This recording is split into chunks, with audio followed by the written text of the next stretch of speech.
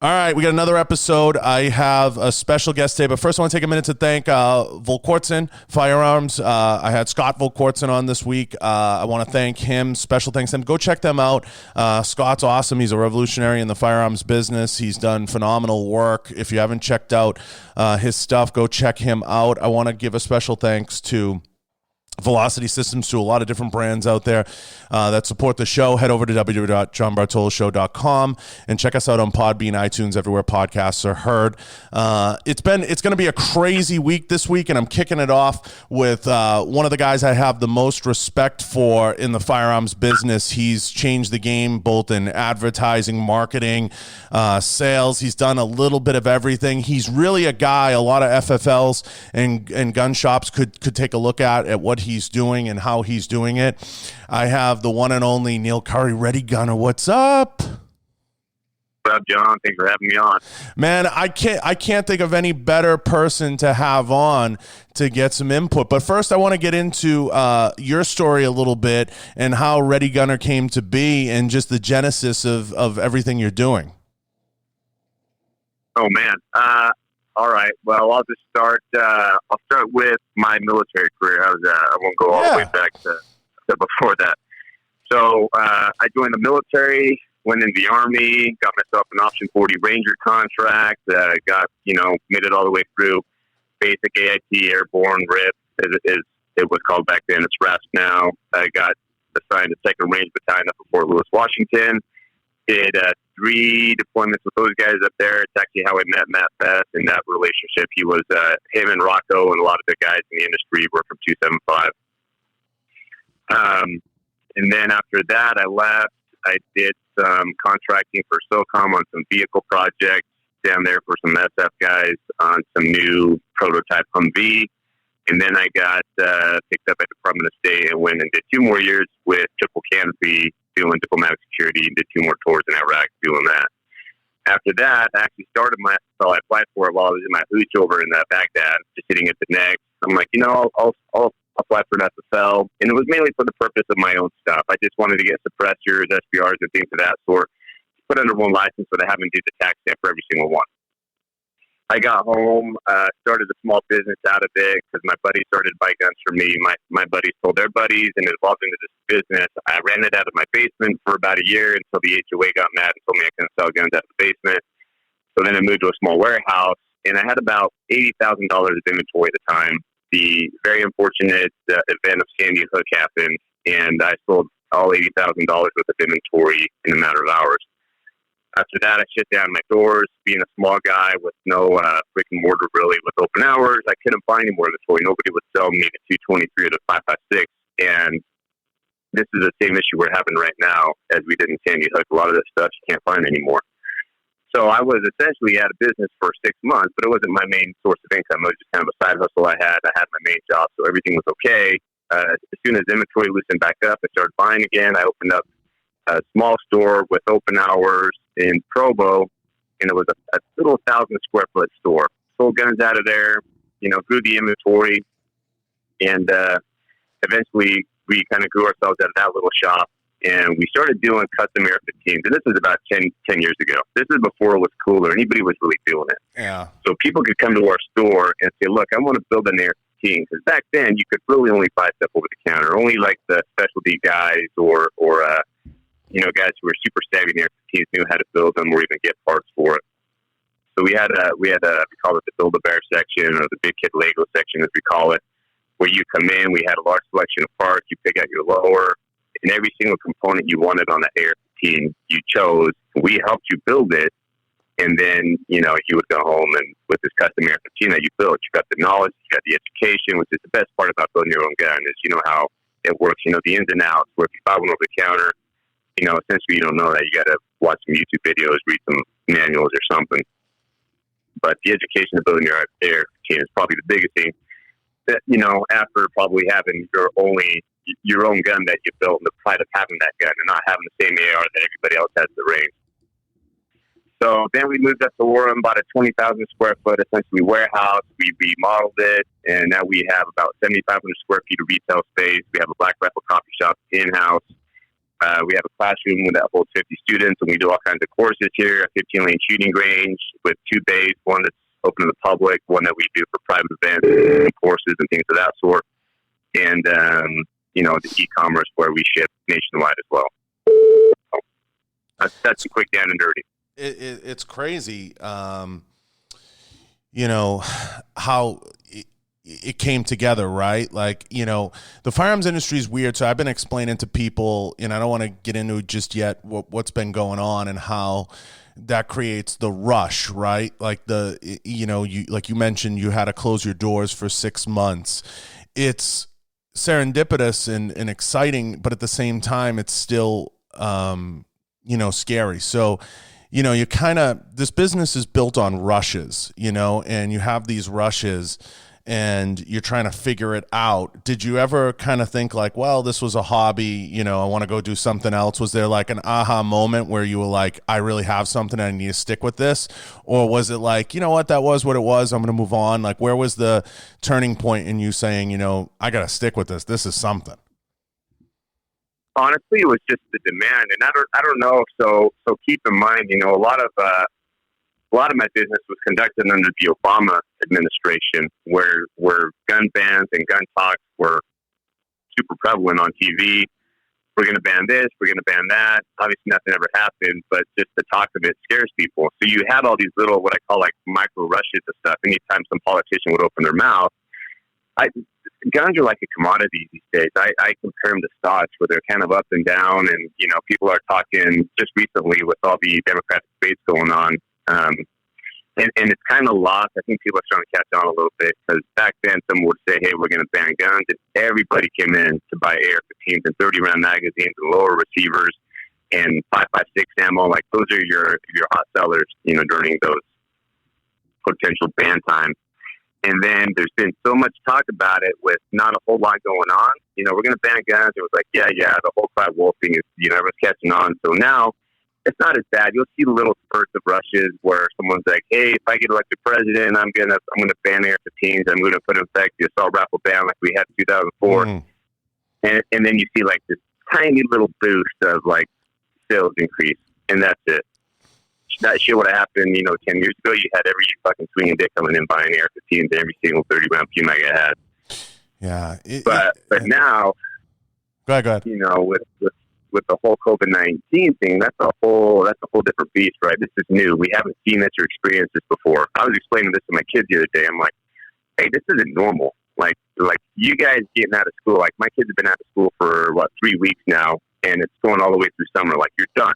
Like you're homeschool. You're such you homeschool kids for the next 3 months, and then you go right into summer. And who knows if you're going to go back in the fall? Nobody knows, right?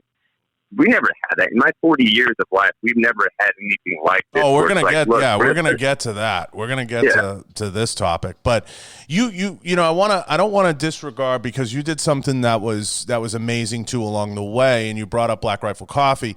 You had a knack very early on for the marketing, and you did something that really nobody was doing. You mentioned the build a semi-custom AR-15 in the shop, but really the marketing of what you did changed the game. What was it about, whether it was between you or Matt or some of the guys, what was it about the whole movement to change the game in marketing? Because FFLs didn't market the way you did, you know what I mean? And you kind of changed that. What was the genesis of that? Were you and Matt just sitting around like, hey, we're going to change the game? Or how did that, what was the kind of the catalyst for that? Yeah, so back in 2010, we started with Facebook, right? I don't even know when Instagram started, but I didn't have an Instagram account. I think it was probably 2014 or something like that. But we had a Facebook page in 2010 when we first started the business. And, we would post things on there. I didn't know anything about social media. I didn't know who ran these businesses. I didn't know anything about, hey, social media is anti-gun. We just treated it like every other business. Right. So we went on there. We posted stuff like, hey, look, we got a new shipment of AR-15s, and look, we got 30-round mags, and did these posts, and everything was cool for a while, right? Because I don't think it was Facebook's radar back in 2010, where a lot of companies or gun companies were selling on their platform. So everything was cool. We were getting tons of engagement. Then we started to do these big giveaways. There was a page. It was probably one of the biggest pages on Facebook back then. It was AR-15 News. guy named Ben, good guy. And he would do these big giveaways and essentially bring in like a whole bunch of businesses, and everybody threw something in the pot. And it was like this $10,000 pot of just random gun shit where it's like, hey, we'll throw in like, you know, a lower receiver or some gun bags or ammunition or whatever it is. And do it. I almost feel like these guys were like the pioneers of the follow these pages to be entered to this giveaway, right? And that stuff doesn't really work anymore. But back then, everyone was like, holy crap, I just got to follow these 20 companies and I win $10,000 worth of stuff.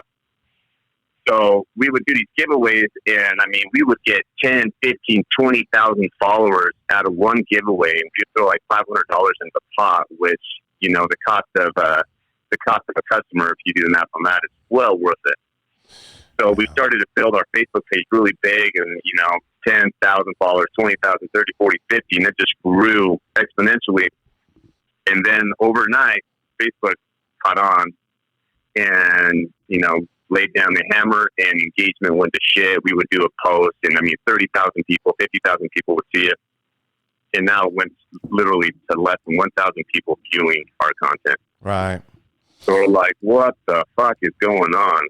And then we started to, you know, we would do an advertised ads, and then we would try to do an ad, and Facebook's like, nope, it's against our community guidelines and policy. Like, they completely shut us down, literally overnight. Kind of the shitty thing about, you know, marketing through platforms like that is you're at their, you know, you're at their mercy. There's nothing you can do about it. So we're like, well, crap. So my wife, Casey, she's like, well, hey, why don't you try Instagram? And keep in mind, this is, you know, pre-Facebook buying Instagram.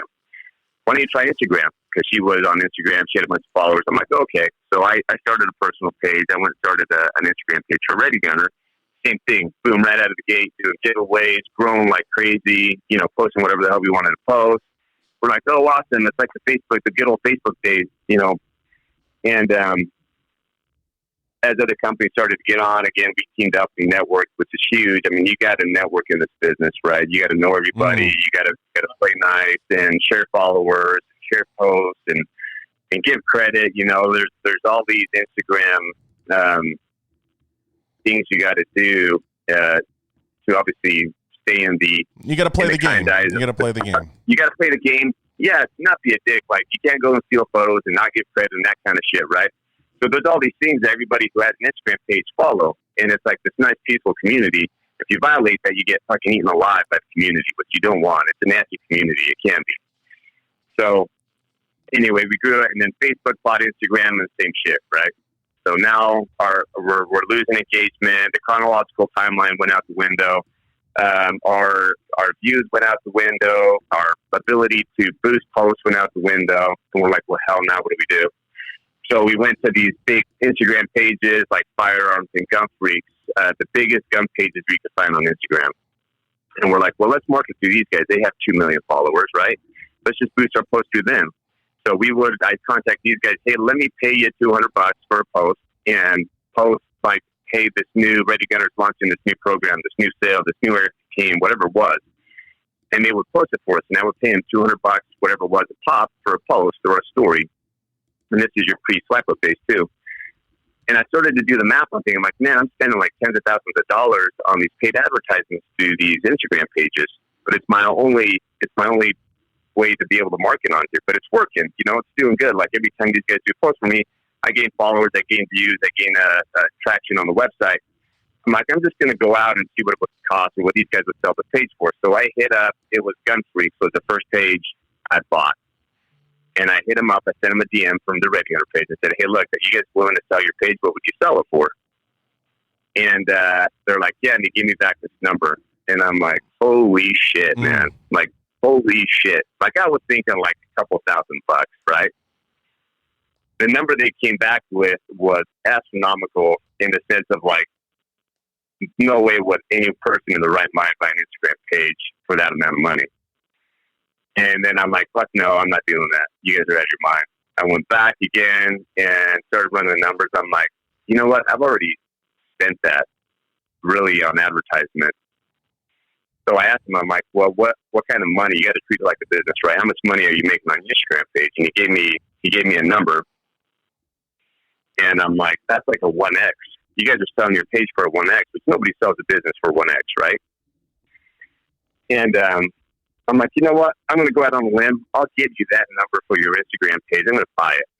So we went through this process. I didn't know him. He didn't know me. So we sent the money through escrow, which was a buddy I knew. I'm like, look, I'm going to wire you X amount of dollars to go to escrow, and this guy's going to give you the username and password to his Instagram account. As soon as I log into the account, I can secure it, change the emails and all that jazz, and make it mine, then you can release the funds to that guy. And it all worked out fine. I got the username and password, changed all the login information, the email, all that, and then he wired him the money, and it was all good. And to find out, we made our money back on that page in about less than 6 months. So now I'm all gung-ho about buying Instagram pages, and I go, that's the biggest guy on Instagram, Firearms, which, at Firearms is now the biggest page on Instagram. And I'm like, hey, you want to sell your page? Another astronomical number.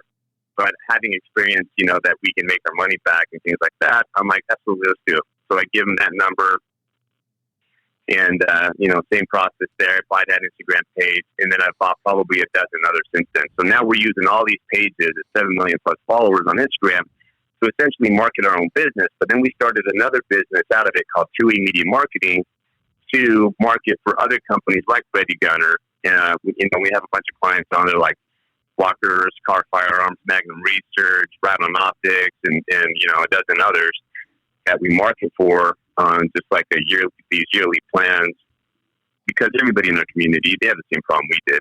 They can't market, so we just created a platform for them to market on. And essentially that started another business. And then Evan Hafer, one of the owners of Black Rifle Coffee, who I met through Matt Best, who's one of my closest friends now. The guy's a stud, good businessman, great dad. He's just an all around, good human being. And, he jumped in on the 2E Media Marketing business. So essentially it's me and him partnered up on that. But, and then like I said, we teamed up and put a coffee shop in Ready Gunner as well. It's, you said a lot there. There's so much. You developed these multiple streams of income, and you kept using the term treating it like a business.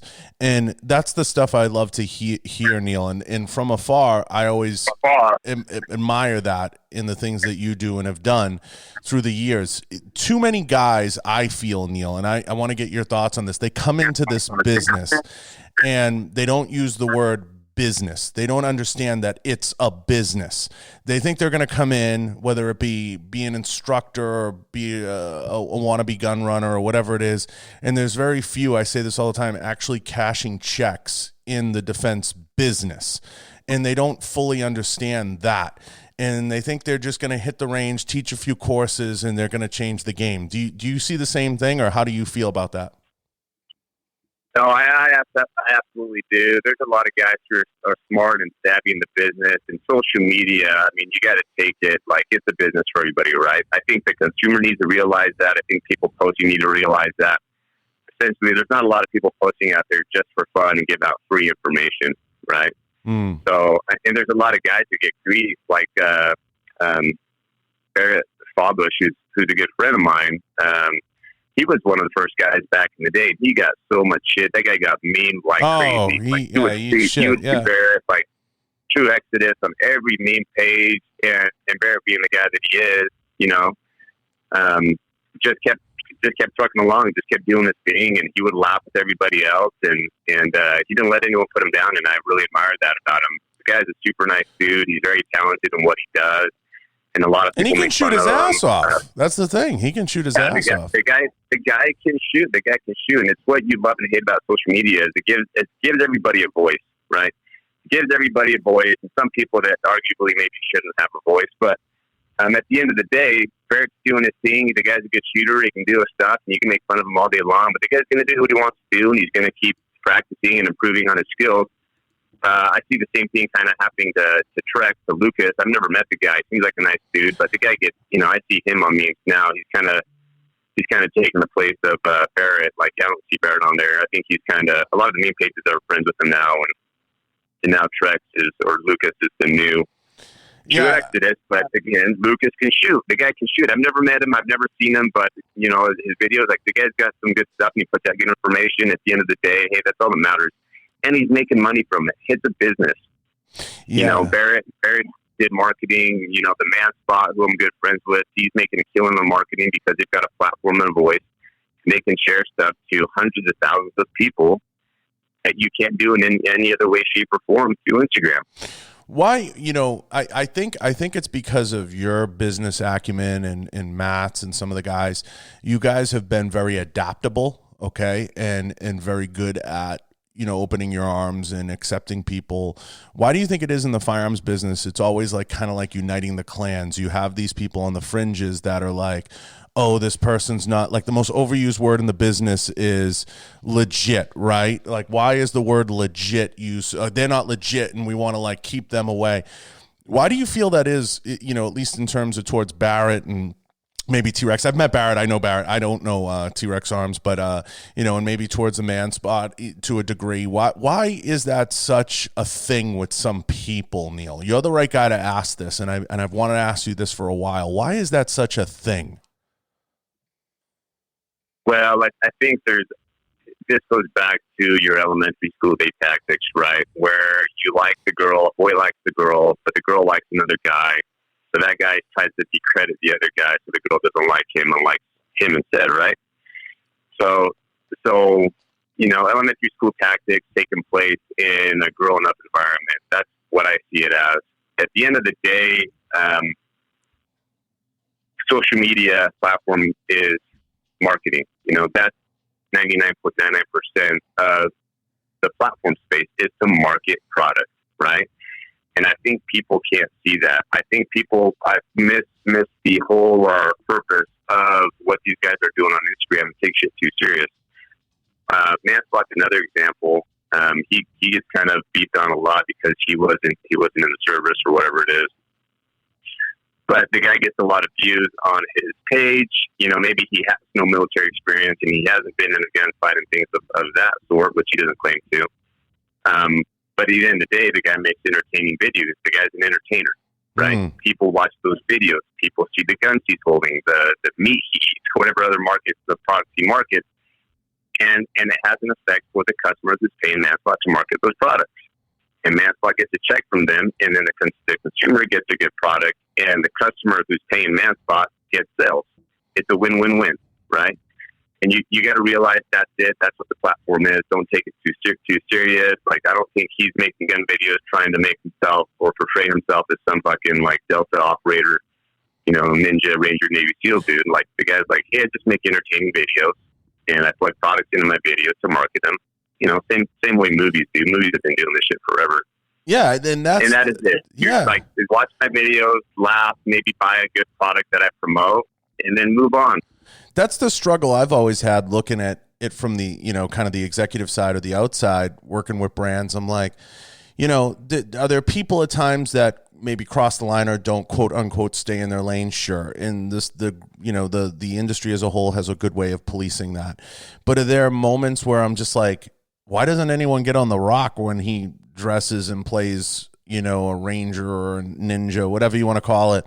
I'm like, I don't understand this. I'm like, it's, sometimes some of these people, whether you want to call it acting or modeling or whatever, they're doing their part. They're doing what they're paid to do. And I don't understand the angst. And the term disinformation and all that comes up, and people, I guess, like you said, schoolyard tactics, try to put people down. I never understood that side of the business. It always kind of, I know the answer just like you do, but I never understood the reasons behind people being so fired up. Like, it's just like they're so mad. They think because you got a muzzle brake, like it took away from them.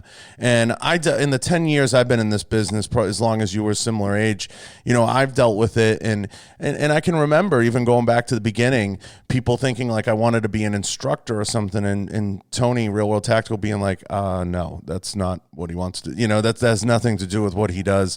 And it's just, you kind of have like these people that they live in this space of, he has what I want, so I'm going to put him down because that might increase my chances of getting what he wants, what I want. It's weird. Yeah, it's exactly what it is. It's a weird schoolyard mentality.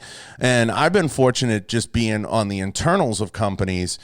understanding this a little bit enough to kind of explain it to companies. And, you know, you see all these people that just get so mad if someone else has what they want that they'll do anything on the internet to put you down or put you, make you feel like you're a piece of shit or you should be like run out of the business, and they act as if like they're a gatekeeper. It's crazy.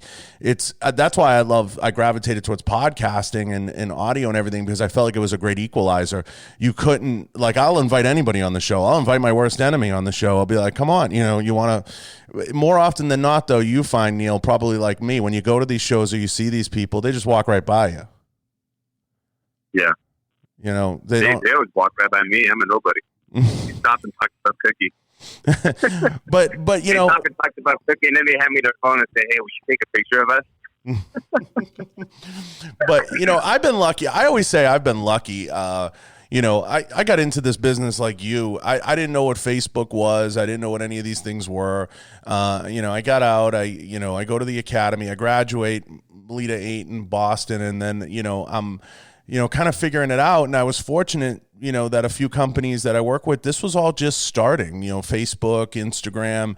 And, I was fortunate that I moved up to the executive side pretty quickly. And, I had some great opportunities. And, at the end of the day, I always took a look at the landscape and a lot of the brands I consulted with and worked with.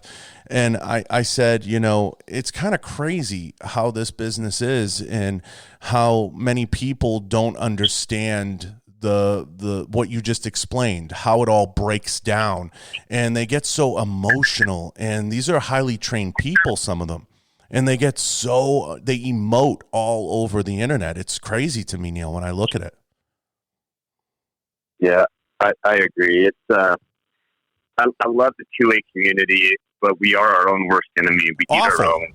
Like it's social media. I call it the great divider. It's a great platform to speak out and to obviously have a voice. But man, we eat our own in this community, and it's actually kind of sad. I hate it. Like, I hate it. It drives me, Neal. It drives me nuts. Nuts. Yeah, it is. Like we're all on the same team. We all want the same thing for the most part. And then you have people just bickering about the stupidest little shit, which at the end of the day is fucking irrelevant and has, like, it's not going to solve any problem. Like, you going and complaining on anybody's page and calling them whatever you call them. Like, at the end of the day, that post moves down the feed, your comment becomes irrelevant, and the guy's still doing what he wants to do, and you just leave pissed off. Like, that's it. Yeah. Like I brought it up. I brought it up to Clint Smith and to a couple of guys on the show. There was a very notable, and I'm sure you know who it is, instructor who got up there and was like, when all these dudes get back from overseas, they're going to put so many instructors out of business and blah, blah, blah, blah, blah. And he going on and on and on an IGTV rant that was sent to me by someone. And I'm like, this dude totally disregards what goes into starting a business, what goes into running a business, what goes into marketing a business.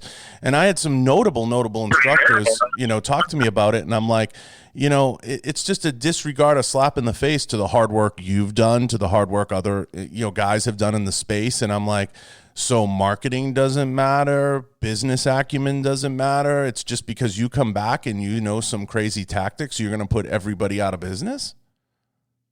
Yeah, and that's one thing about tactics is certain types of tactics don't apply to everybody, right? There's no universal I don't know what to call it. There's no universal say off for, hey, this is the one way to do everything. It's the same way when people come in. One of the most common questions we get at the store is, hey, what's the best handgun? That's people come in and say, what's the best handgun? I want to buy that gun. I'm like, well, there really is no such thing as the best handgun. There's a best handgun for you, So let me show you some of the common sellers and some of the ones that are prevalent for what you're looking for. And obviously, one of the first questions we ask is, what's the application? Like, you looking for a concealed carry gun, for a bedside gun? What are you going to do with it? And then we take them to the range and let them shoot a handful, because someone can come to the counter. This has happened before, where they're like, hey, I want the Glock 43X, man. This one feels the best in my hand. It's by far the coolest, and it's a Glock, and I heard Glocks are super cool. Yep, they are. I love the Glock 43X2. It's what I carry. But let me show you the Smith & Wesson Shield, maybe the Springfield, the Hellcat, and the 365 XL and 365 Standard. Let's go in the range and shoot these. And then he shoots all four of them, and he comes back. He's like, man, that Smith & Wesson Shield's badass. That one felt the best, sure. And we're like, yep, okay, well, then that's the one for you. It's the one you shot the best with, the one that feels the most comfortable to you. Like, yeah, the 43X was a little more snappy, blah, blah, blah. It's all good holding it statically, but when I started shooting it, the Shield for sure is the gun to have. I'm like, all right, well, let's get you the Shield, Yeah, and it's I'm glad you're bringing this up. It's understanding the market. It's understanding the customer. It's understanding who's coming in your shop and who's actually buying the pistol. By and large, majority of gun purchasers purchase 2, 3 firearms, maybe 4, and they're not going out and taking. Training is really a niche space, and very few guys are going out there and taking training consistently. And I just, there's such, it's like uniting the clans, Neal, is what I'm getting at. Like, you have so many different clusters when you walk around SHOT and you talk to people. There's so many different clusters, and it's like understanding the space and understanding the different dynamic, trying to turn a customer into a client and get them to be a repeat customer is one of your goals, and having them have a good customer experience, and then marketing to that customer effectively and understanding what that customer looks like. Like, for years before you came on the scene, and Matt and certain people, we endured, the typical 511 ad that was like, a guy in BDUs with 47 gussets, and, it wasn't practical. It wasn't what the average gun owner looked like. And then, you guys brought in a lot of the t-shirt and jeans type stuff. You know what I mean? It started to look normal and like everybody else out there. And I remember that time, and I'm like, that's not what you know what I mean? It's understanding who's actually a part of this community and who's involved and who's actually spending the money.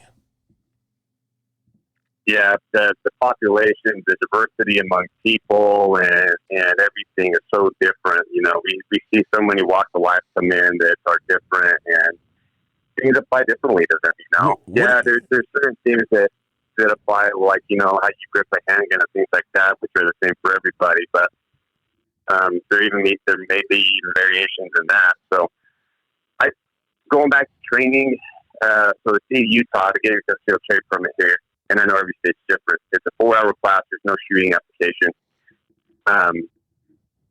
My personal views on the training, it's one of the biggest things. I mean, there's a lot of people on Instagram that train, which is awesome, but I think everybody who buys a handgun should take, I haven't say required, but I think should voluntarily take a course, right? You imagine it's like, look, we want all these good guys out there with guns, but do we want a bunch of good guys out there with guns who don't know how to shoot them, and we know how hazardous that can be. But I think it's like we sell so many guns here, and then our courses, obviously, those numbers don't even match up to the amount of gun sales, which I wish they did. But it's funny because nobody wants to say mandatory. I've come out and said, national reciprocity is going to be about a horse trade, right? It's going to be about what's the trade. And to get to that point, and we can go down a wormhole on this, but, concealed carry and national reciprocity, I'd be totally okay with if we could get national reciprocity, there being a mandatory 4-hour, on range training or something like that. And that would help the training community tremendously. I've come out and been outspoken about that being one avenue, if we could ever push it through. I think everybody would be willing to sign up for that. I think that's a great trade, because concealed carry is something, national reciprocity is something that's been a huge issue, I know we never like to use the mandatory I agree. Word. I think to do that, my only hiccup on it, though, is like there's always these little nuances on gun purchases, right? So someone needs a gun, let's say they're having an abusive husband or something, and they feel like they want to come in and grab a gun, and we're like, hey, you can buy a gun, but you got to take this course first. And they're like, well, shit, the course isn't for another week or two, but I need a gun right now. So I have this fucking violent husband who might come to my house and try to kill me, kind of thing. So not for the purchase, not for possession, but for the concealed carry trade. Yeah.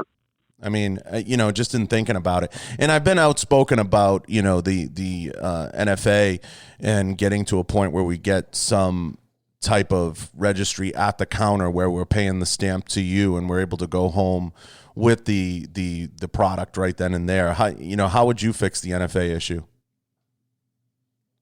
I agree with that. The NFA issue for SBRs now that braces are such a prevalent thing, essentially it's the same fucking thing, makes no sense to me. And suppressors, which is just a piece of metal at the time, and it has obviously it's attached to a gun, but the product itself can't do anything, So, and anybody who knows suppressors, I know there's this huge thing about, you're not supposed to call them silencers, they're suppressors, and it's like, well, according to the NFA and the Form 4, they're called silencers.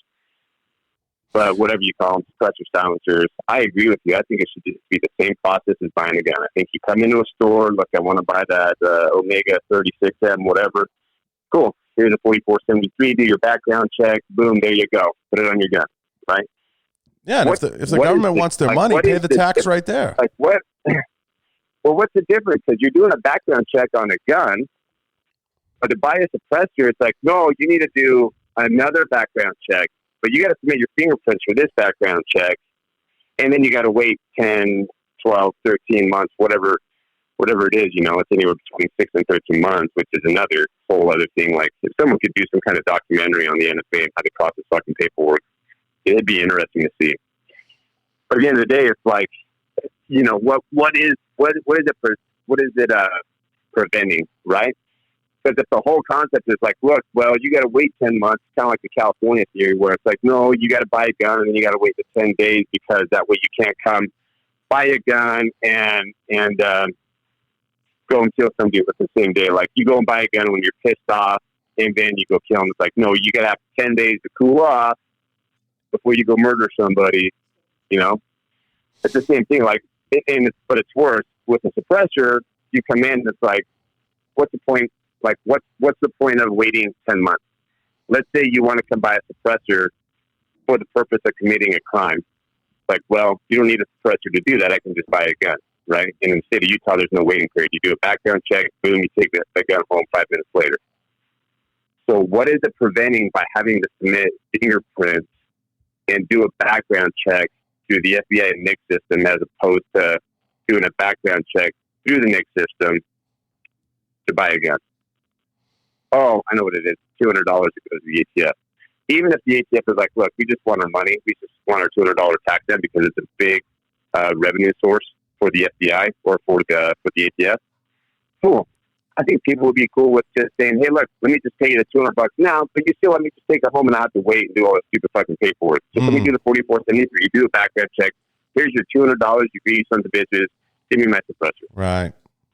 No, I've been a big advocate of. I'm with you. I'm like, tell me, you're still registering the item, okay?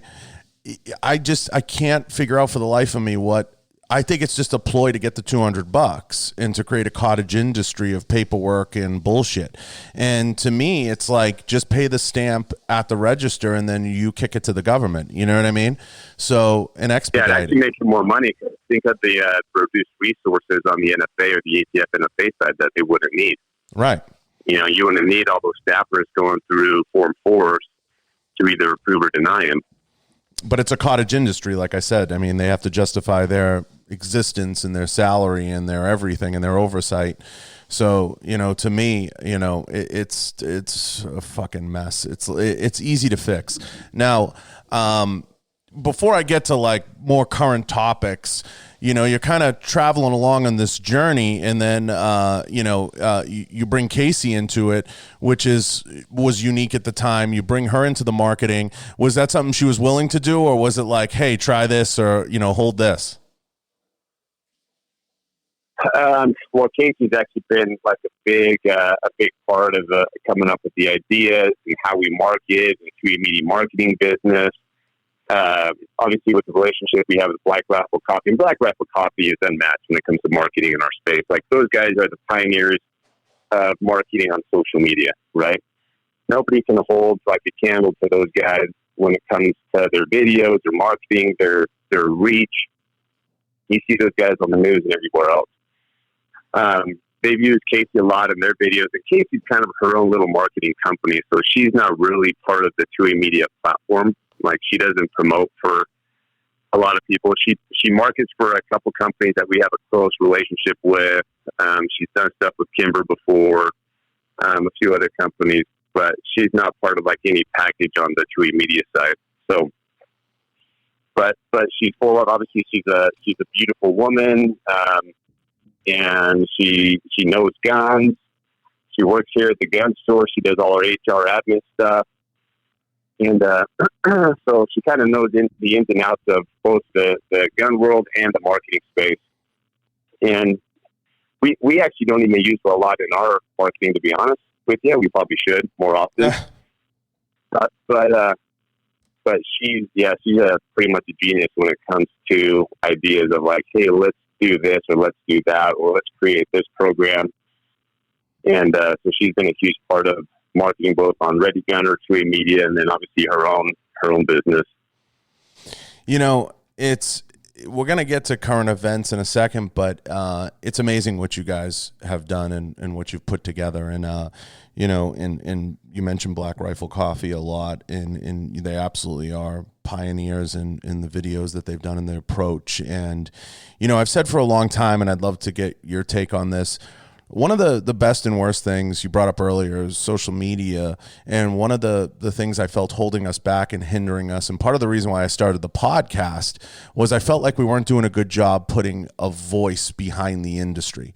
And I felt for a long time that if you could get people to talk and open up about their experiences in the industry, it would humanize them. And I looked back and I looked at guys like Rogan and what they've done for the MMA and humanizing the fighters, and you look at the period of time to which he had some of his larger growth spurts, it was uniting those voices in the fighting community to where they started getting approval in states, and people just started to see them for what they were. They were essentially fighters trying to make a living and trying to build their platform. And when I looked out in the space, I said, we don't have anything that brings us together as a unified voice to just have a conversation and talk about our experiences and what we see out there. And more often than not, what I find in the 200 plus people I've had on this show is everybody kind of says the same thing. You know, we want the same thing. We want to move forward. So one of the boondoggles has been, there's no context. We post a lot of pictures that are of a gun, and we do a funny video, we do whatever, and it doesn't, you know, there's no voice, there's no concise message behind it. Have you thought about that? I mean, where do you sit on that? Probably the same as, like you said, most people. I mean, honestly, I just want to be friends with everybody. I know it sounds kind of dumb and cliche, but like I have no time for bickering or enemies or arguing with people about stuff that at the end of the day, like I said before, doesn't really matter in the realm of things. Like those conversations that are had online, like they don't mean anything. They just waste your time. You know, they waste your time that you could be doing something else. Like shit, I could mop my floors at Ready Gunner and be more productive than having some kind of back and forth conversation for the most part. I mean, there's some conversations, and I'd say it's probably less than 1% of the conversations that are had on social media that, you know, evolve into something bigger and better and have some kind of resolution to a problem. Yeah, we were talking. Most is just back and forth bickering, right? Yeah. And at the end of the day, both parties go their way, and it's like, look, social media is voluntary. It's a voluntary tool. Who you follow, what you watch, and what you do is voluntary. You know, and if someone does something that you don't disagree with, like I don't have to follow that page. I don't have to comment on those videos. I don't have to like or dislike a page or a post. You know, so. Like, I just want, like, I don't know whether we need to create some kind of group where it's like, look, this is the Chewy Media group, and you know, obviously everyone's going to have disagreements on things, but shit, me and Casey have disagreements all the time. It's just like a marriage, right? And it doesn't mean that we're going to get divorced and have a fight and argue about it. Right. I mean, sometimes we argue about it, but at the end of the day, we're still friends, right? No. And I've had disagreements with a lot of my friends on social media. Where it's like, look, yeah, I see your point of view, but I still believe in mine. You know, what are you doing later? Let's go to the range. Yeah, it's funny because before this we were talking about Jay Cutler, the bodybuilder. Jay always said, you know, people would call me with their problems when he was chasing Ronnie for the title, and he goes, I just hang the phone up on them. I couldn't be bothered. And it was such a focused approach. I say to people all the time, if it doesn't make you money, just hang the phone. Like, you can't be bothered. If it doesn't pay your bills, put food on your table, feed your family, just fucking, there's no point to it.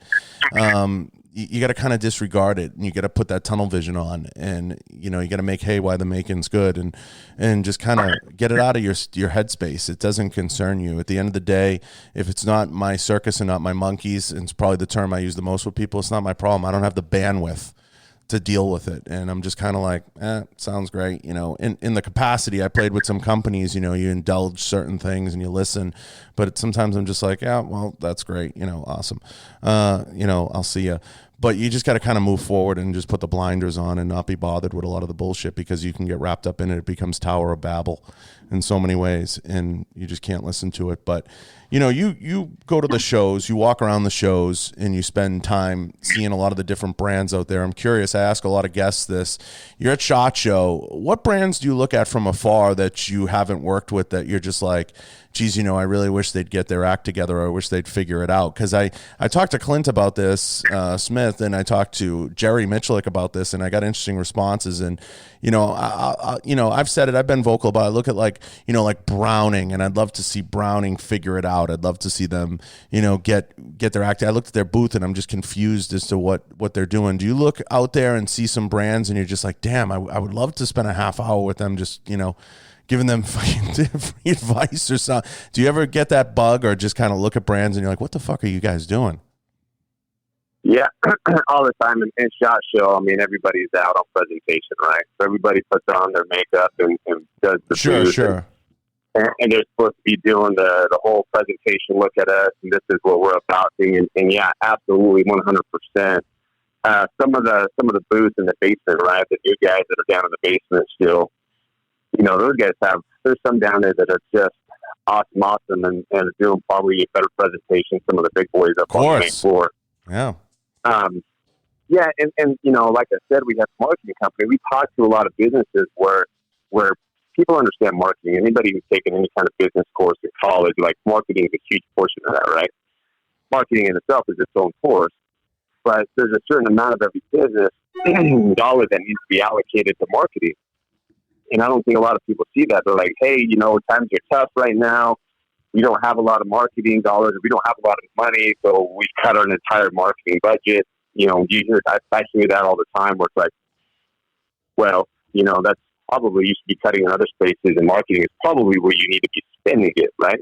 If you're not doing well as a company and no one's buying your shit, why would you cut money from the department that is going to get you out there and potentially increase your sales? Yeah, and like you were saying, I don't, like, off the top of my head, I don't know anybody by name. High Point gets so much shit for their products, but they're like one of the top 10 selling handguns in the U.S. I don't know if anybody knows that. Probably because of the price point. It's a gun that people can come in and spend $150 on and walk home with a gun. And I think it's also the gun that comes up on the next check the most as a denier. And Taurus does a good job going after that market too. Yeah. So everybody's doing their own thing, but in social media, like, if you didn't get into the social media space as far as marketing, 4 or 5 years ago, like starting a gun company now and trying to start an Instagram page and get any kind of engagement on it, it's nearly impossible. Like, what do you think the next space? What do you think the next space is?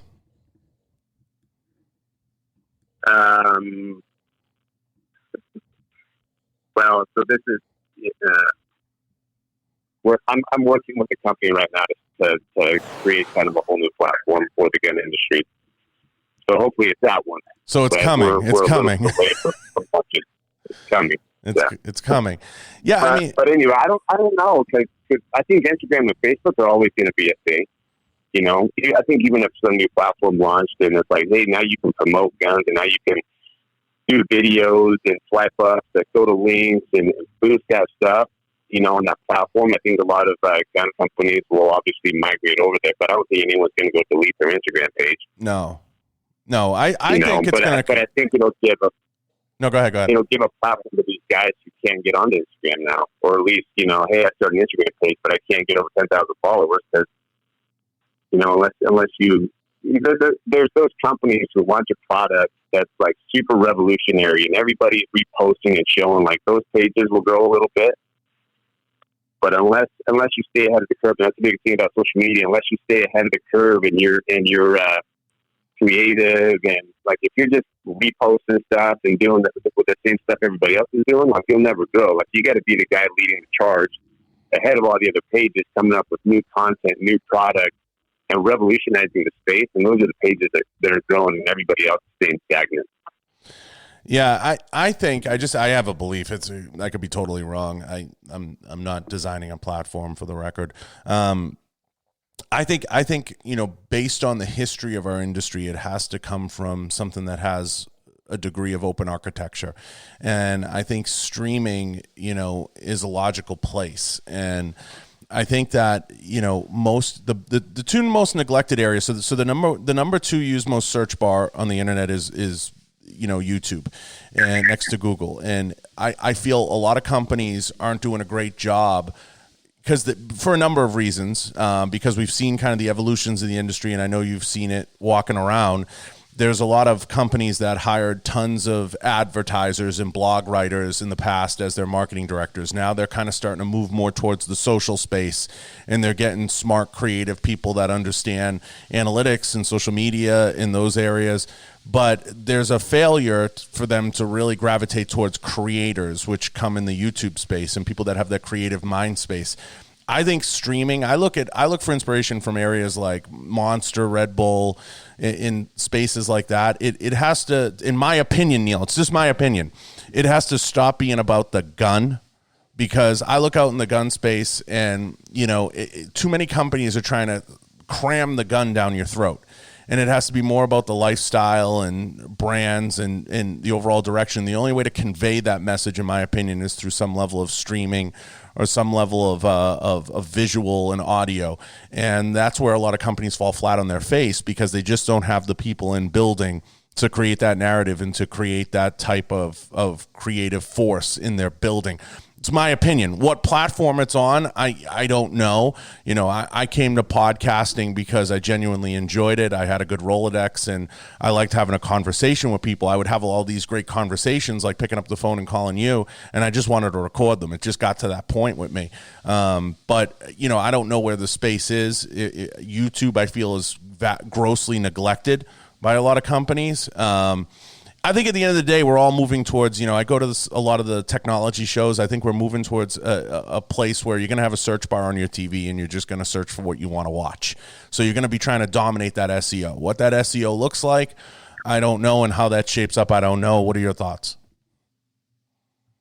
I 100% agree with you. 100% agree.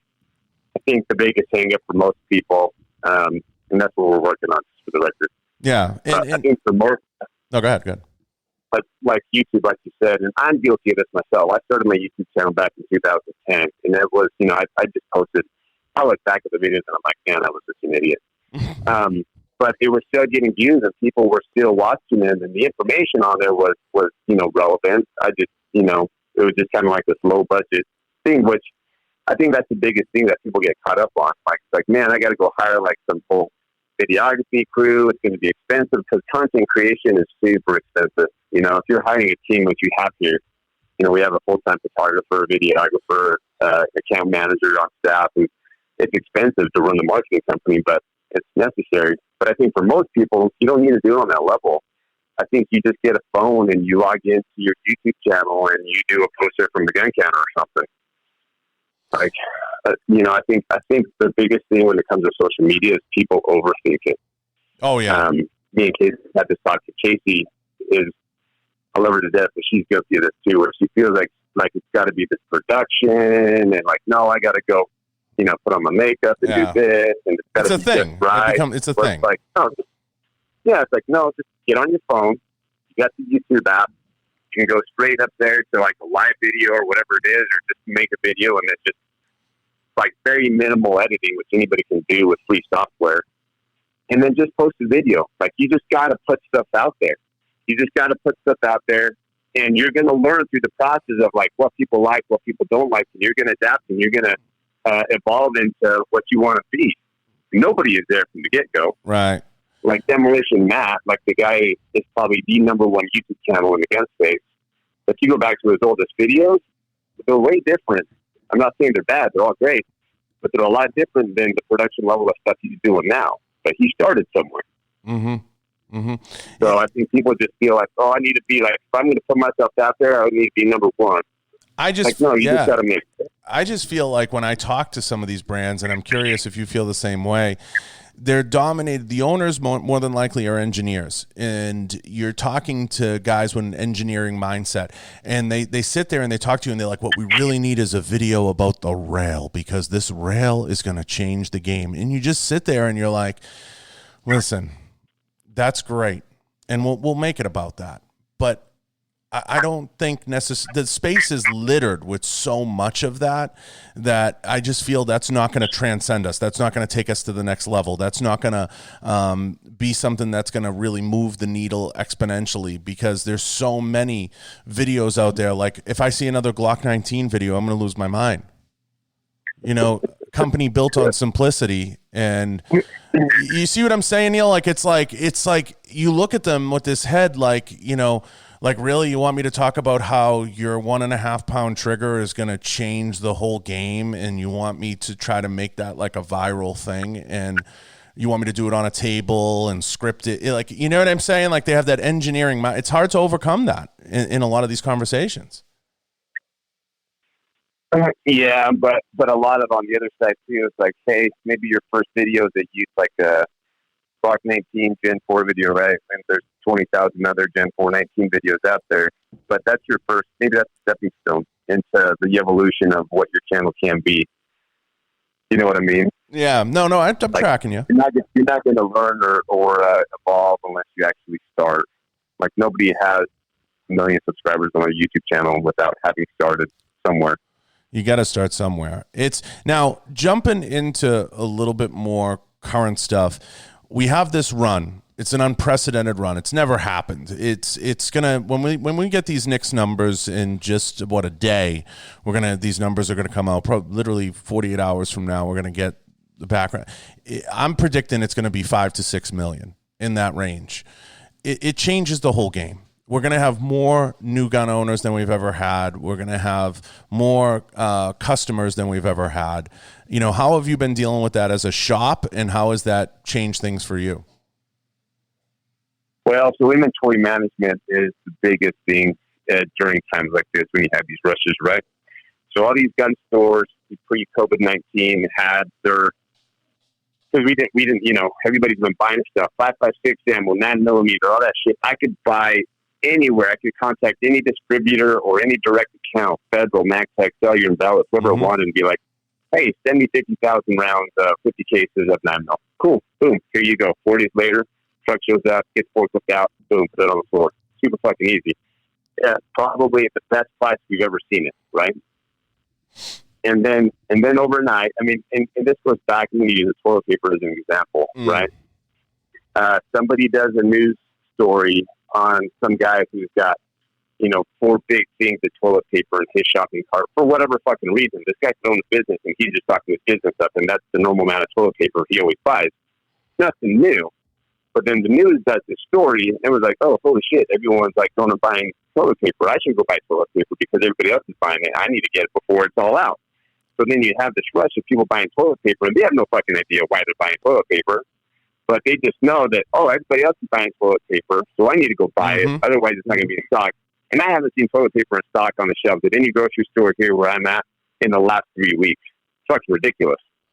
And I'm like, what is it with toilet paper? And there's nothing special about toilet paper. It's just like the media, right? Yeah. And it's these pictures on these people on social media posting pictures and videos of like empty toilet paper aisles. And now you have all these households who have, you know, 3 year supply of toilet paper for, you know, who knows why. Like, toilet paper is not an essential item to survive, right? You can wipe your ass with a lot of different things. It doesn't have to be toilet paper. I can use a dish rag or fucking, you know, lamb leaves or spray my butt out with a hose. Like, there's so many things you can do. I've said the same thing. But, yeah.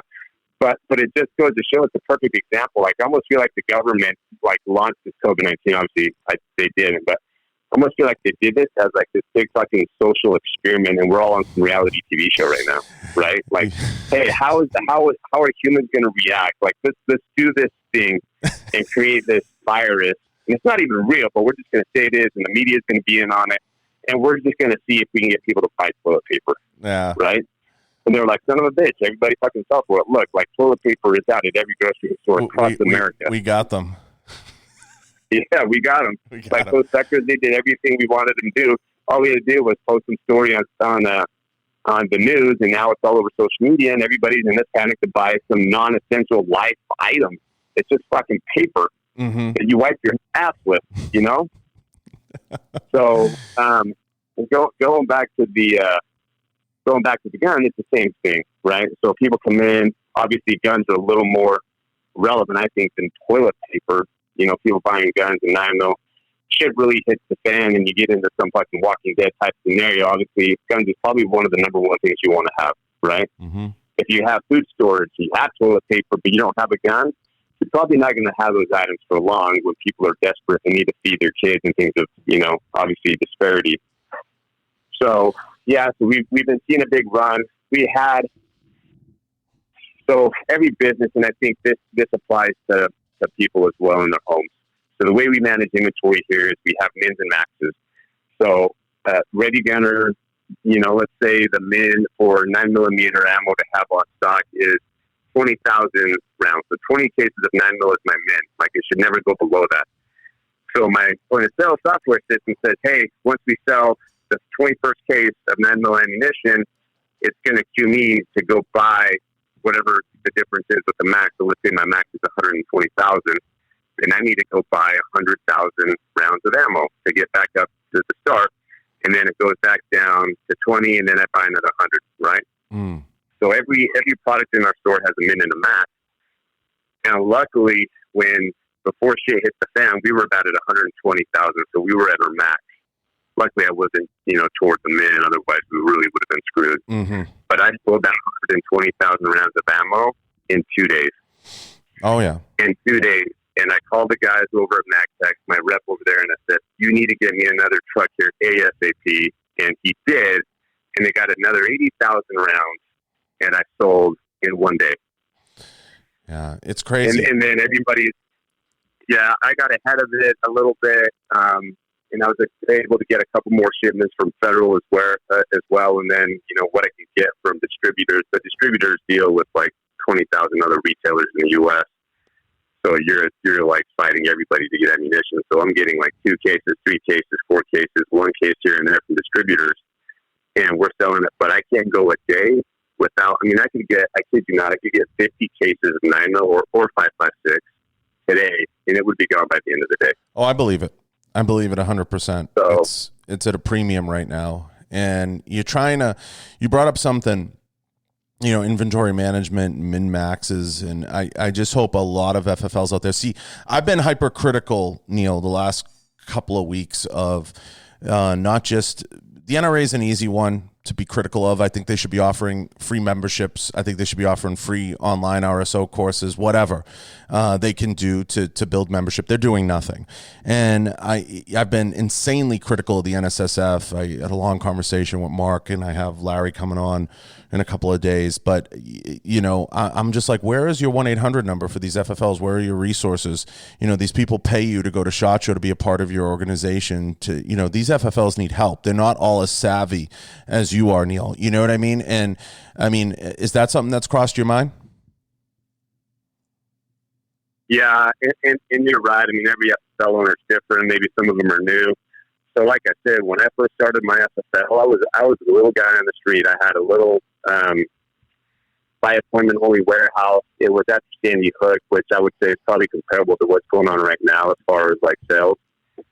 And as a little guy, I didn't have any resources. I didn't know anybody. I didn't really have any direct reps. I just had an account with these big distributors that deal to tens of thousands of dealers across the U.S. And I was buying maybe a few $1,000s of product at a time. Like, nobody was going to cater to me. You know, like, who was ready gunner at that point? Like, nobody. They're like, this guy's only bought $3,000 worth of stuff from me in the last 2 weeks. Like, why am I going to give him my allocation of manual ammo that comes in when I have this other account that just spent $1 million? So, and that's where I'm at now. So, like with our SAR group, I did $1 million with those guys last year. So now I'm hitting him up. I'm like, Sam, I'm your biggest account. I need to be the first guy, and you got to fight for the shit. Like if you're just a guy that's sitting at home waiting for some rep to call you to say, hey, guess what? I got 10 cases of 9 mil. You ain't gonna get shit. Like I got a call, and I, not to say I haven't been focused on this podcast, but I've probably text messaged and emailed about 7 to 8 of my in the time I've been on speakerphone with you, because it's super time sensitive shit. Where like Tom sends me a text from David sends Neal, I got 50,000 rounds of 9 mil. I'll take it. You want it? If I don't respond right then and there within a few minutes, that shit's gone. Gone. So, but I also sent these guys an email last night and text messages this morning, like, hey, hit me up as soon as you get the allocation list for today, because I need a ton of shit. And then I always got to throw in like a little preface, like, hey, remember that time when I bought $50,000 worth of Smith & Wessons from you, when everything was hunky-dory normal just because you needed to hit a spiff or whatever? Like, hey, well, now guess what? I need fucking 9 mil, I need 5.56, I need Glocks, and I need this shit, and I better be at the top of your allocation list. But you got to be assertive to get it, otherwise you're not. And that's my thing in all this, Neal. It's you go to these events, and we've been to all of them. You go to these things, and whether it's the NSSF or the NRA, they have their hand out, they pass the hat. And I'm like, now's the time, guys, to get new blood involved. Now's the time to be harnessing some of these people that are purchasing these things.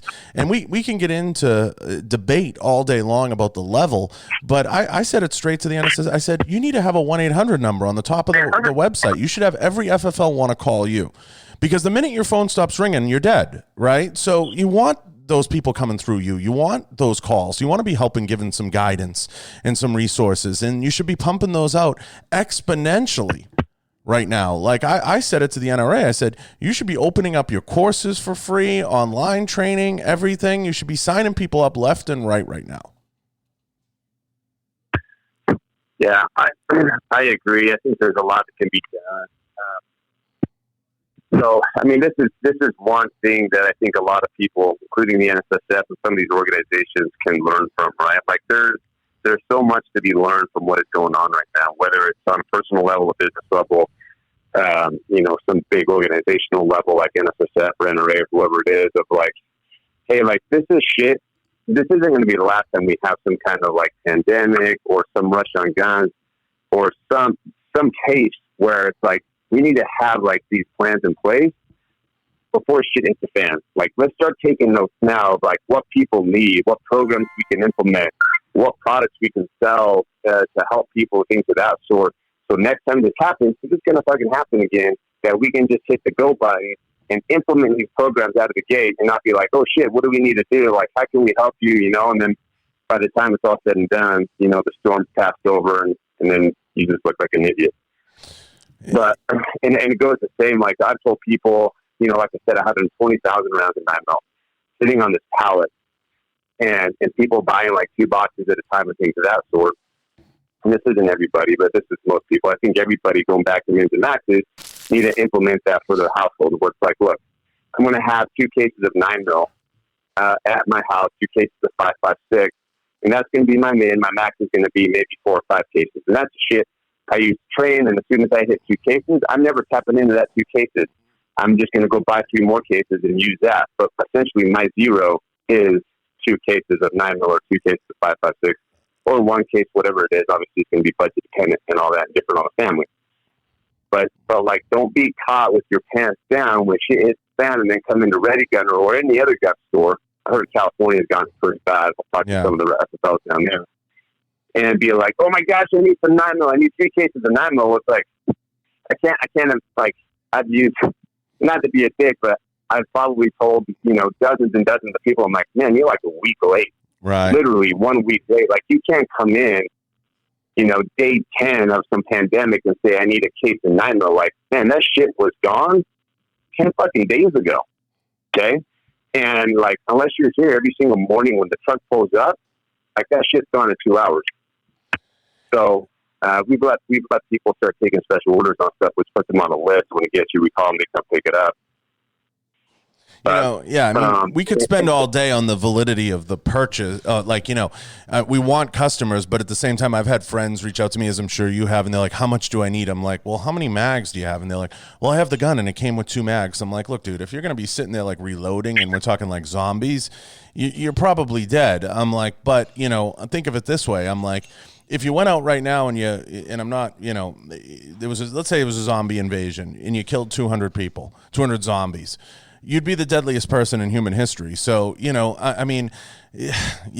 of it in context. Keep context, like you said, should you have a min-max? Yeah. I always tell people you should have probably about, if you train, at least consistently, you should have 1,000 to 1,500 rounds that just sits and, you rotate through.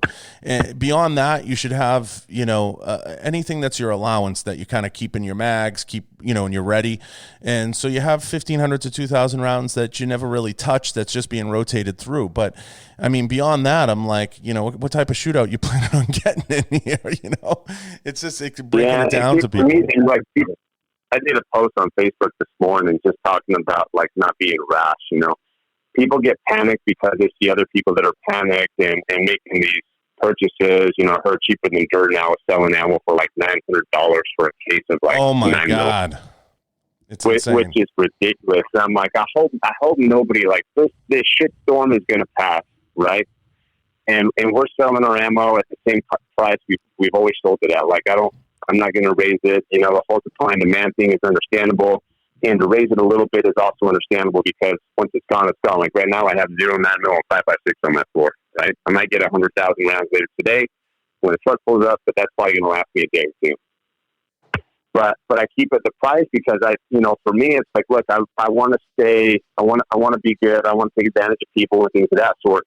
And going back to that, like, I don't want to, like I've been telling people, don't spend $900 on a case of ammo. That shit's going to come back. The supply is going to come back. Don't go and spend all your money on a case of 9 mil when you could have bought 4 cases for that amount. And then, hopefully in 4 weeks, 8 weeks, whatever it is down the road, supply comes back, prices loosen up, and oh my gosh, I could have just bought 4 cases now, and I have this $1,000 round or $1,000 case of ammo sitting at home that I never even touched. Yeah, and so. And then there's just the logistics. Like sometimes I just have a rational conversation with people. Like I'm not going to name the person because I'm very close with him, but like he's like, I have 2-3 cases of 5.56. I'm like, that's great. He's like, yeah, but I was thinking I only have 1 10-round AR mag, and I'm like, well, you're probably dead. I'm like, here's a couple of mags, like it's just like, what I mean? Fill these up and keep them handy just in case. And it comes down to people are worried about looting.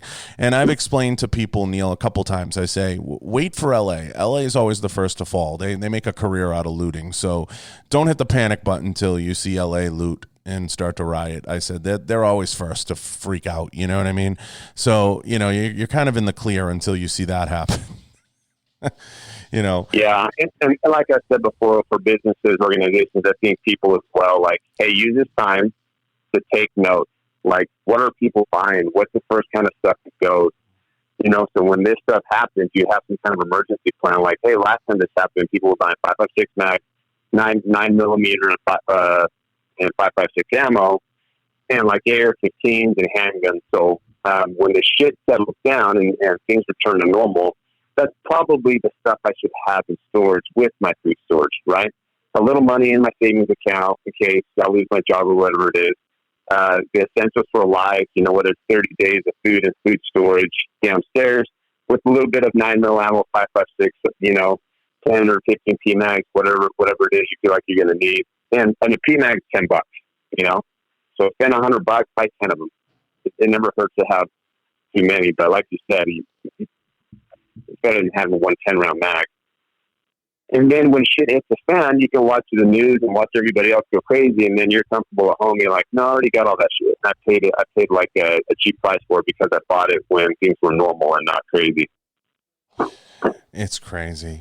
We could go on all day about this. I know you got to get to work, but and I want to let you get back to work, but you spent an hour and 20 minutes with me. I can't ask more of you, but we could do this all day. We're going to have to do it again. It's amazing. And, I want to say this, Neal. I've always admired what you guys have done from afar and what you've done as an FFL and as a business.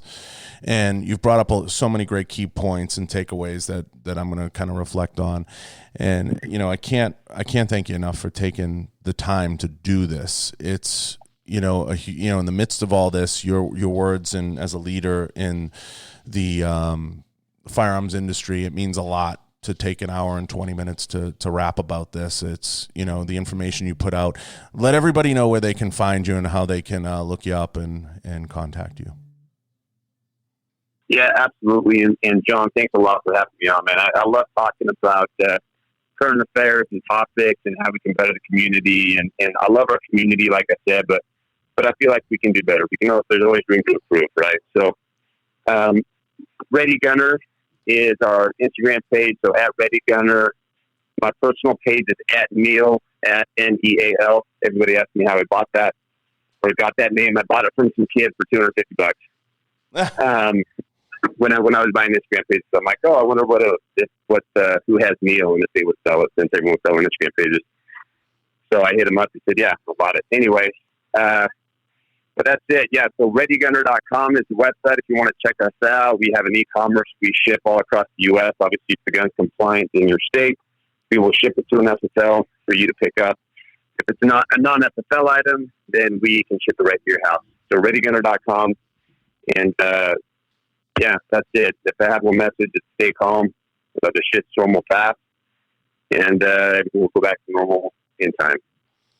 Well, I appreciate you, and I'll put all those links below where everybody can track down Ready Gunner and Neal and check out all the stuff he's doing. I'm going to make sure, everybody understands that this is something we can do better. I mean, we all can do better. Myself, we can all do better as entities and businesses and learn from it and improve. And there's so many takeaways from this show that I'll definitely be reflecting on some of the notes for a while. So I can't thank you enough. I want to thank all the sponsors. Thank everyone at www.johnbartoloshow.com. And I want to thank Scott Volkortson and Volkortson Firearms. Go check them out. I really hope everybody takes a minute to listen, especially the FFLs, to some of the things Neal said in this show and some of the things he brought up, just good business practices as a whole, and check him out. I'm sure he's not afraid to spend 5 minutes kind of sending you an email or giving you some input and check out some of his content. So I appreciate you, Neal. I can't thank you enough. Thanks, John. You have an awesome day. You too.